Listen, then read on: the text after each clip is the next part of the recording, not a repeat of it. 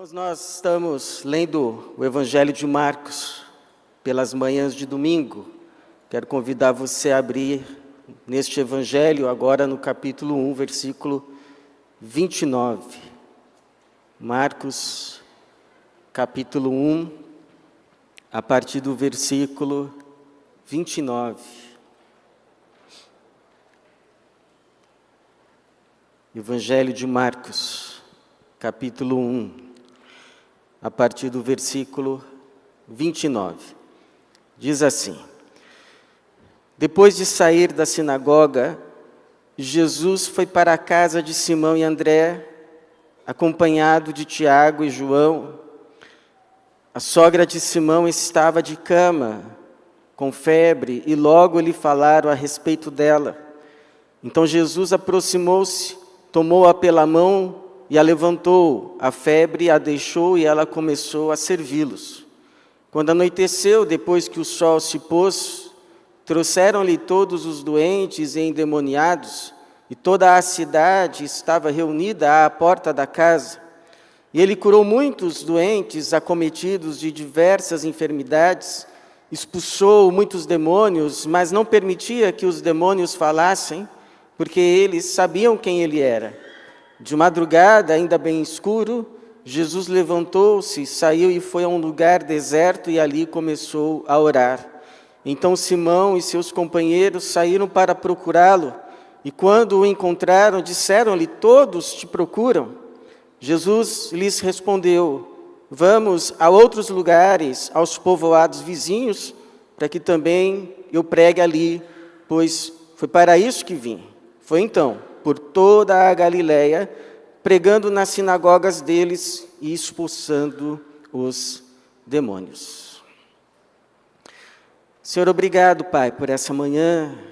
Obrigado pela Tua igreja, que mais uma vez o Senhor aqui reúne, porque é Teu povo, é Tua família, são aqueles que o Senhor chama de filhos, de filhas, aqueles a quem o Senhor chama para seguir nesta vida, orientado por aquele que é a vida, Jesus.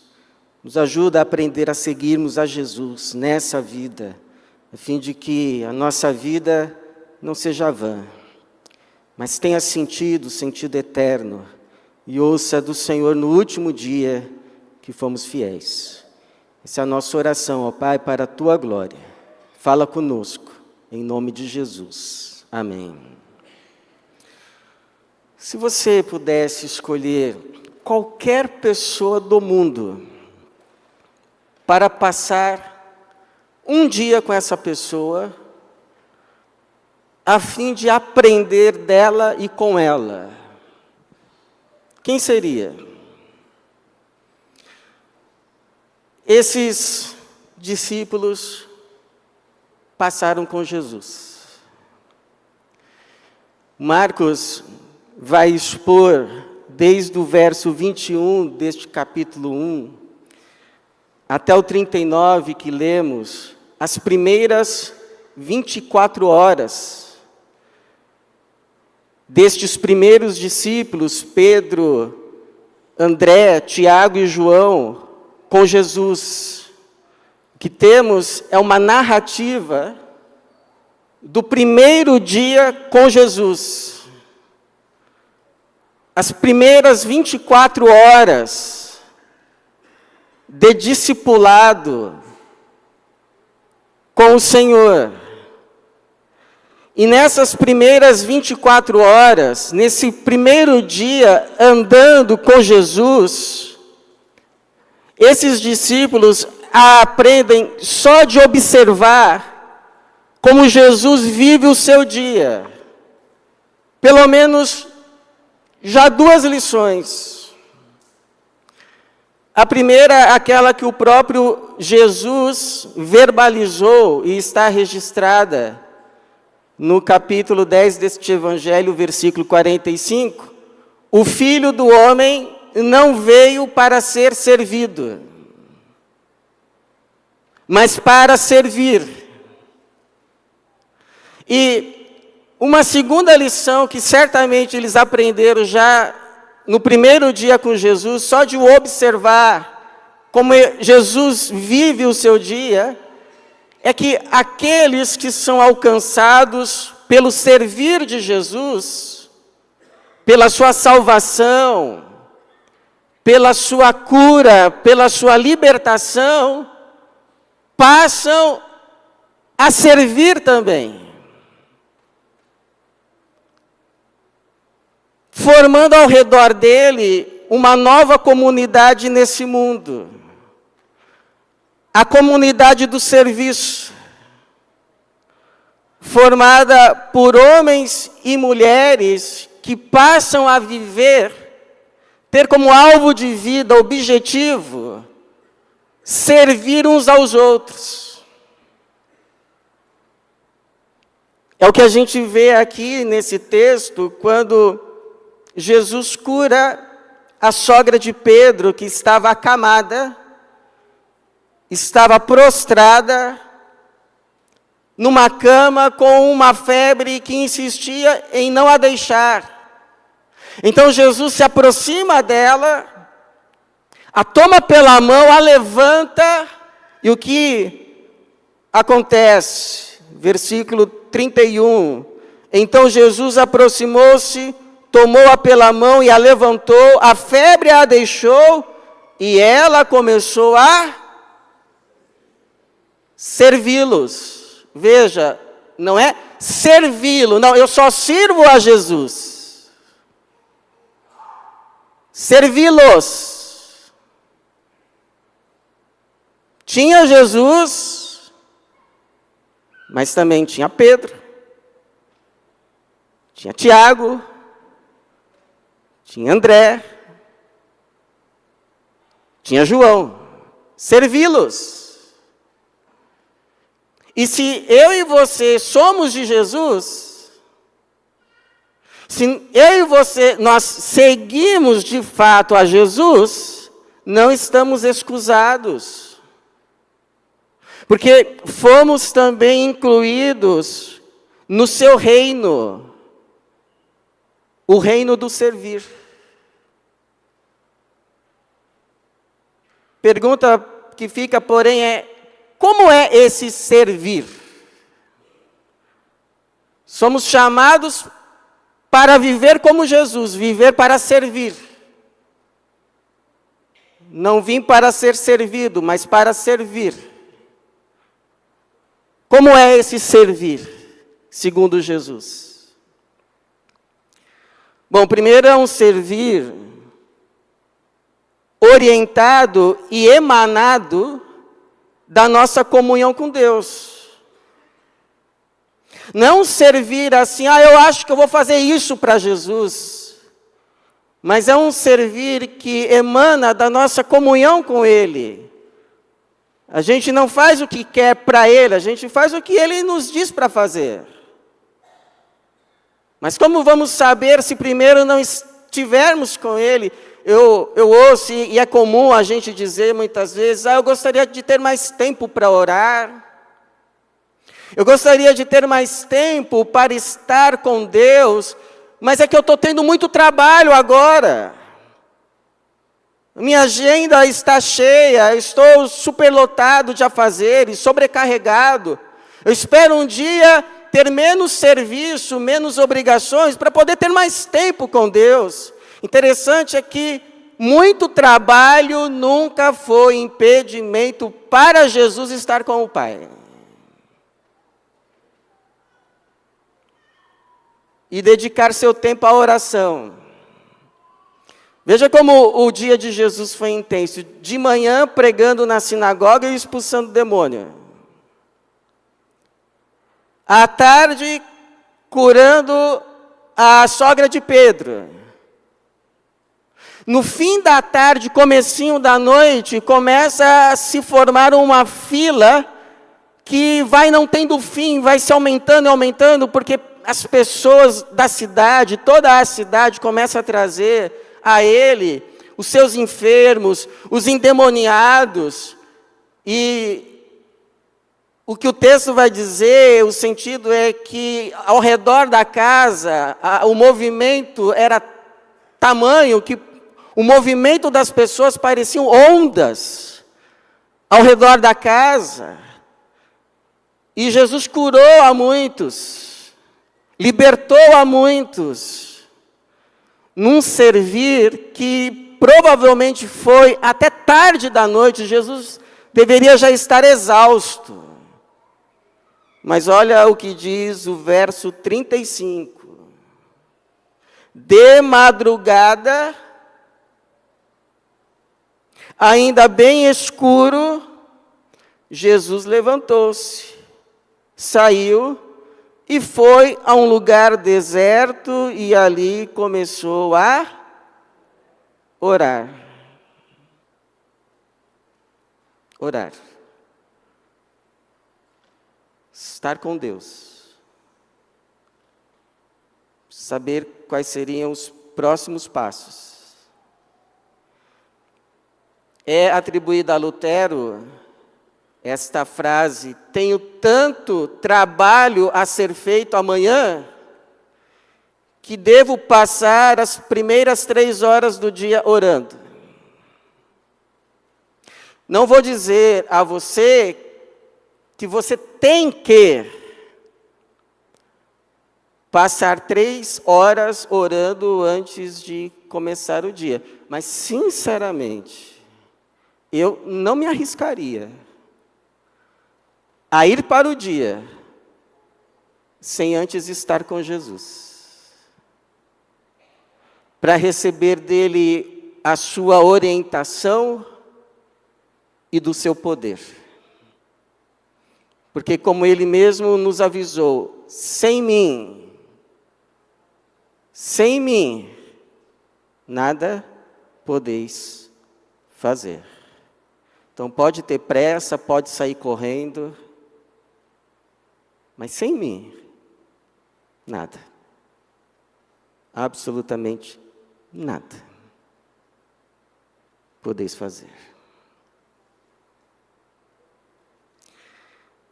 Segundo, esse servir é um servir, não um servilismo. O que é servilismo? É um servir acrítico. É um servir por servir. É um servir que, inclusive, pode ter motivos escusos, como medo, interesses, bajulação. Jesus era servo, não serviu. Ele, quando aqui, atendeu a muitos, mas não todos. Por exemplo, quando um homem chega-se a ele e diz: Senhor, pede que o meu irmão divida comigo a herança. Ao que Jesus respondeu: homem, quem me constituiu juiz ou intermediário entre vós? Lucas 12, 13 a 14.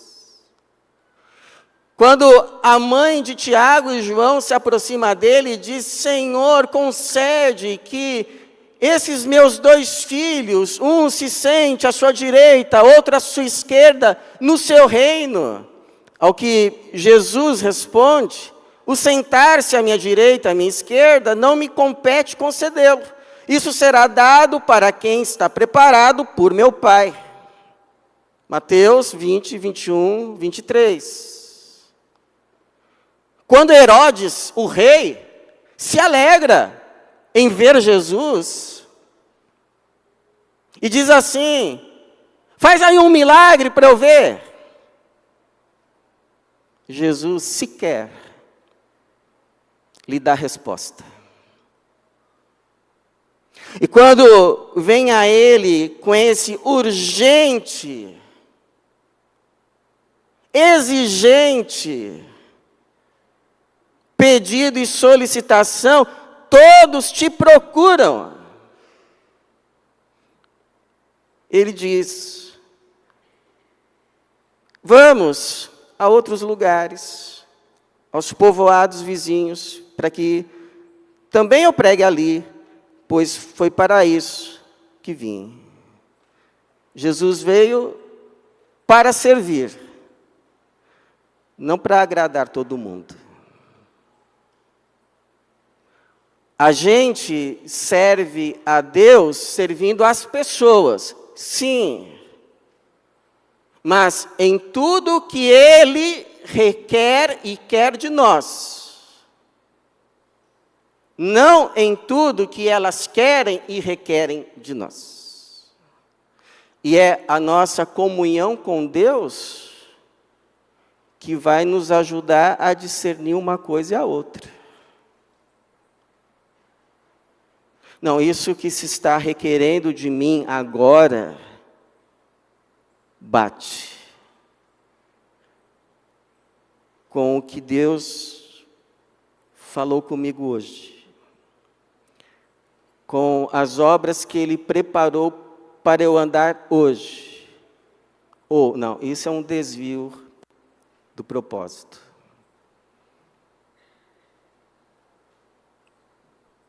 Mas é a nossa comunhão com Ele que vai nos dar esse discernimento. E isso, irmãos, é libertador. Porque nos liberta da tarefa impossível de agradar sempre. E todo mundo. Então, quando você ficar numa pressão entre agradar um ao outro, tipo, o fulano quer isso, mas o Beltrano quer aquilo, não olhe nem para o fulano, nem para o Beltrano, olhe para Jesus. E faça o que Ele ordena, e pronto.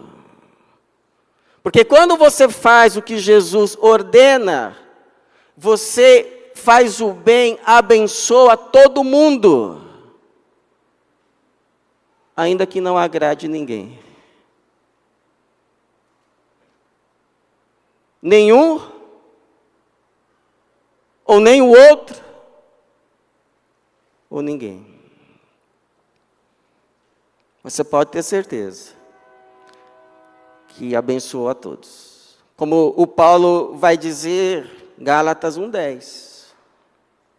Se estivesse ainda agradando a homens, não seria servo de Cristo. Se ainda estivesse agradando a homens, não seria servo de Cristo. Agora, importante ainda, terceiro, é que esse servir do reino é um servir que visa exclusivamente o bem das pessoas e a glória de Deus e nada mais. Porque imagine que você comece um negócio hoje, abra uma empresa, abra uma loja. E amanhã de manhã, logo cedinho, antes da loja abrir, tem uma fila quilométrica na porta da loja, esperando abrir. Ou você começa uma escola, anunciou, nova escola, não sei o que tal. No outro dia de manhã, tem uma fila de pais querendo matricular os seus filhos. Como que você definiria isso? Sucesso total. Incomum, anormal, e que exigiria ao mesmo tempo uma resposta tua imediata, a fim de não perder a oportunidade, talvez, da vida. Então, é assim que os discípulos leem a situação. No outro dia, bem cedo, já tem uma multidão procurando Jesus. Cadê o mestre?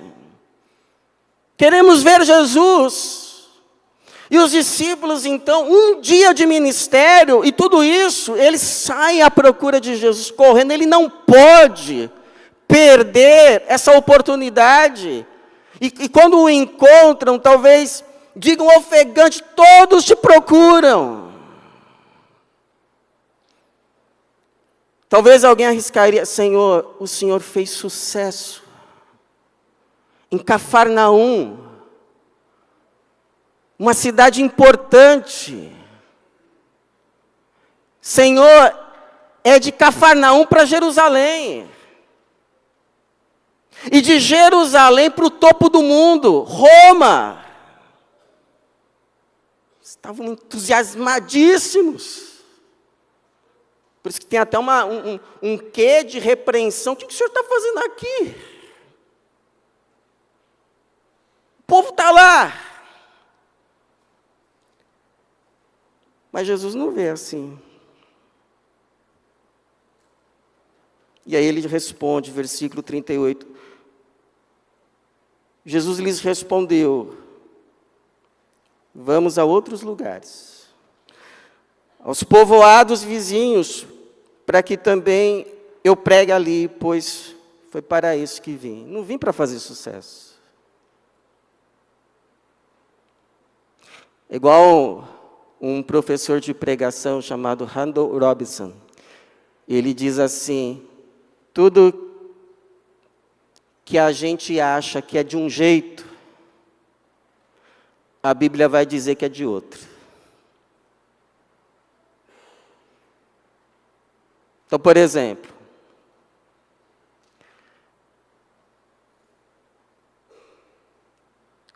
dons e talentos, a motivação deles no servir do reino, não é o exercício de dons e talentos.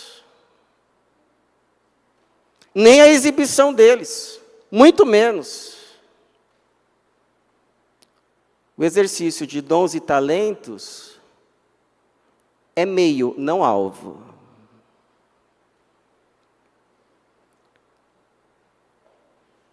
O servir no reino não visa realização pessoal.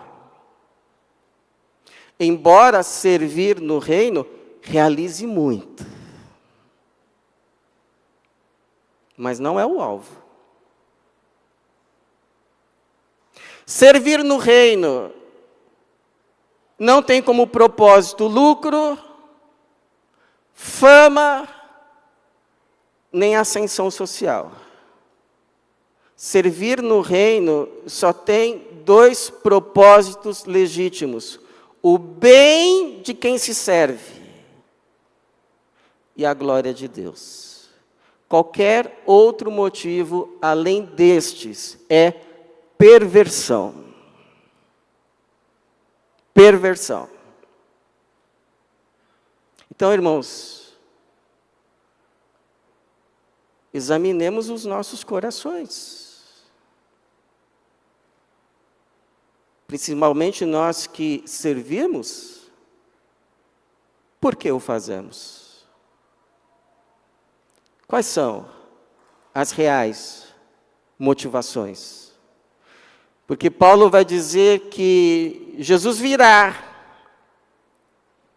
e também manifestará os motivos dos corações. Então cada um receberá seu reconhecimento da parte de Deus. 1 Coríntios 4:5. Qual é a motivação? E por fim, o servir no reino é mais amplo do que geralmente a gente está disposto a admitir. Porque veja, como termina a passagem, versículo 39, foi então por toda a Galileia, pregando nas sinagogas deles e expulsando os demônios. Ou seja, o que ele fez exatamente na sinagoga de Cafarnaum é o que ele vai fazendo em todos os outros povoados vizinhos, que de tão pequenos, nem de cidades poderiam ser chamados, então eram chamados de povoados, em algumas sinagogas que provavelmente tinham no máximo 10 pessoas. Então ele Ele ministrava às multidões, mas também a 2 ou 3 pessoas. Se alegrava em servir nas grandes cidades, mas também nos povoadinhos marginais. Dava atenção a adultos, mas também dava atenção às crianças. Salvava e curava ricos, mas também salvava e curava principalmente os pobres. A judeus, mas também a gentios. Em outras palavras, ele não fazia discriminação onde e a quem servir. E os discípulos dele deveriam? Isso me faz lembrar um professor, uma vez, dizendo assim numa aula, ele fez um comentário que desmereceu os pregadores que ministram em igrejas, em comunidades. Hoje eu sei que ele falou por ele mesmo, não pelo Espírito de Jesus. Espírito esse que diria a ele o que Jesus disse a Pedro quando aquele o tentou dissuadir da cruz. Para trás de mim, Satanás. Tu és para mim motivo de tropeço, pois não pensa nas coisas de Deus, mas sim nas que são dos homens. Um dia eu li assim num adesivo: quem não vive para servir, não serve para viver. A gente pode concordar ou discordar, mas uma coisa é certa: quem passa a seguir Jesus, passa a viver para o que ele viveu. Servir ao bem das pessoas e para a glória de Deus. Formando nesse mundo uma nova comunidade, a comunidade do serviço, no reino do servir. A quem Jesus está te chamando e onde para servir? Que Ele nos dê a graça de, no último dia, ouvirmos aquilo que todo servo dele almeja ouvir. Servo bom e fiel. Que assim seja, que Deus nos abençoe. Amém.